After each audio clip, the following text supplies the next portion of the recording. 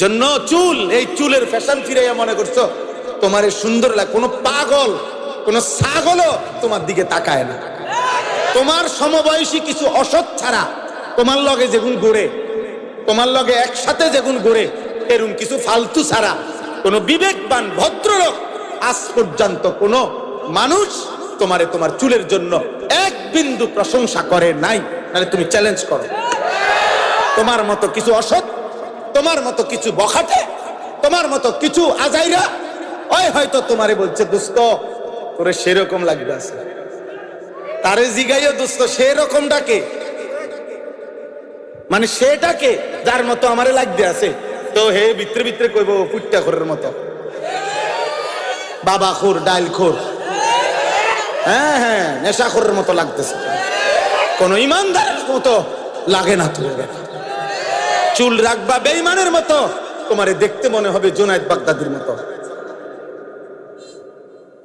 চেহারা সুরত মুশরিকের মতো, তোমারে দেখতে মনে হবে বাইজিদ বুস্তামির মতো। নাকি মানুষে বেকুব, মানুষের বুতি গিলাইছে, হ্যাঁ মানুষে ভাত খায় না।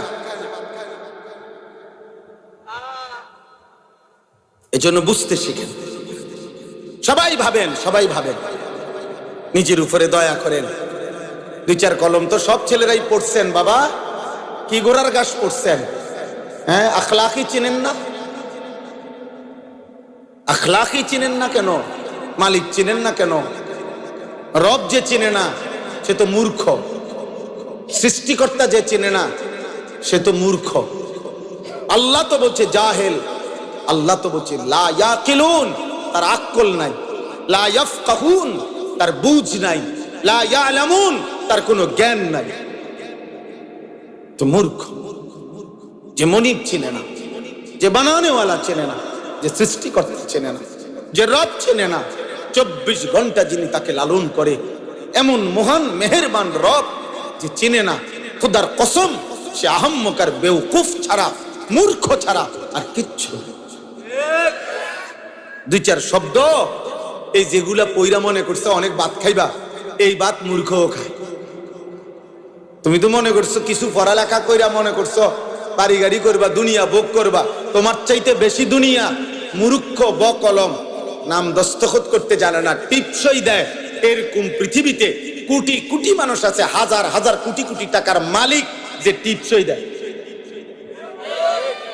যে নামও লিখতে জানে না। তো ওই দুনিয়া ভোগ করে কেমনে? ওই নেতাগিরি করে কেমনে?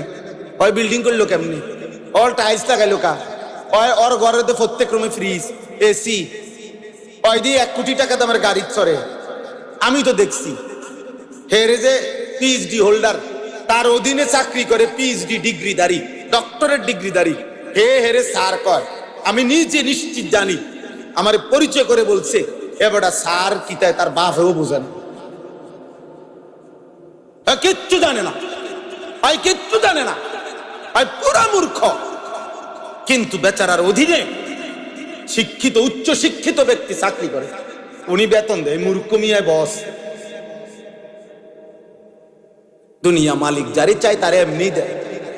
হাতি হাতিকে আল্লাহ তাআলা প্রতিদিন, প্রাণীবিদ্যা গবেষকদের কথা হলো হাতি একদিনে 250 কেজি খাবার খায়। জঙ্গলের হাতি 250 কেজি, 90 লিটার পানি পান করে হাতি। তাহলে বলেন দুনিয়া হাতি বেশি ভোগ করে না? কথা বলেন না কেন? তাহলে একটা তিমি কমপক্ষে 200 জন সামর্থ্যবান পুরুষের সমপরিমাণ খাবার একবারে খায়। তাহলে দুনিয়া আমরা কোথায় বেশি ভোগ করলাম বলেন? কোথায় বেশি ভোগ করলাম? আমি একটা জিনিস খুঁজতেছিলাম, এটা পাইলাম। কোরআনুল কারীমের মধ্যে আছে, শয়তানকে আল্লাহ যেদিন বিতাড়িত করে দিছে, ইবলিসকে সেজদা না দেওয়ার কারণে, সে বলছিল আল্লাহ লা ইন আখারতানি ইলা ইয়াউমিল কিয়ামা, আপনার কসম আপনি যদি আমারে কিয়ামত পর্যন্ত হায়াত দেন, লা আহতানিকান্না যুররিয়াতাহু ইল্লা কালিলা, অল্প কিছু লোক বাদে আমি আদমের অধিকাংশ সন্তানকেই জাহান্নামী বানায়, নাফরমান বানিয়ে দেব। ক্বালা যহাব, আল্লাহ ইবলিসকে বলছে যা, ঠিক আছে বাইর হ, যা। ফামান তাবিআকা মিনহুম ফাইন্না জাহান্নামা জাযাউকুম জাযাআম মাওফুরা।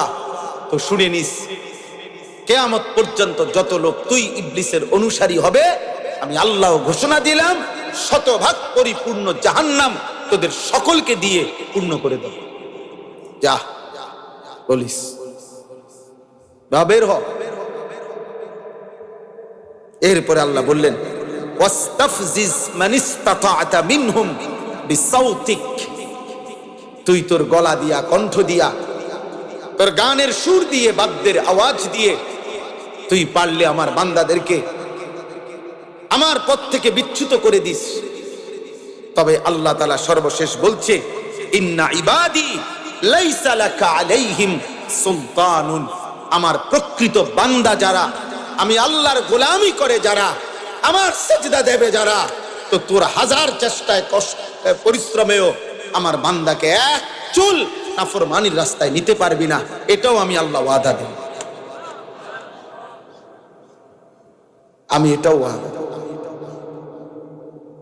এজন্য এই আয়াতের তাফসীরের মধ্যে আছে শয়তানের আওয়াজ, আল্লাহ বলছে তোর আওয়াজ দিয়ে, তোর কণ্ঠ দিয়ে তুই আমার বান্দাদেরকে আমার পথ থেকে সরায় দিস, যা।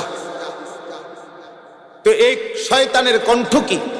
সাউতুশ শাইতান, শয়তানের আওয়াজ, শয়তানের কণ্ঠ। সমস্ত তাফসীরে লিখছে যত গান এবং বাদ্য, যত নৃত্য বাদ্যযন্ত্রের যত গান, সবগুলো শয়তানের আওয়াজ। এজন্য বাদ্যযন্ত্র যারা শুনে, গান যারা শুনে, তারা শয়তানের অনুসারী এবং শয়তানের সাথী। নাউজুবিল্লাহ।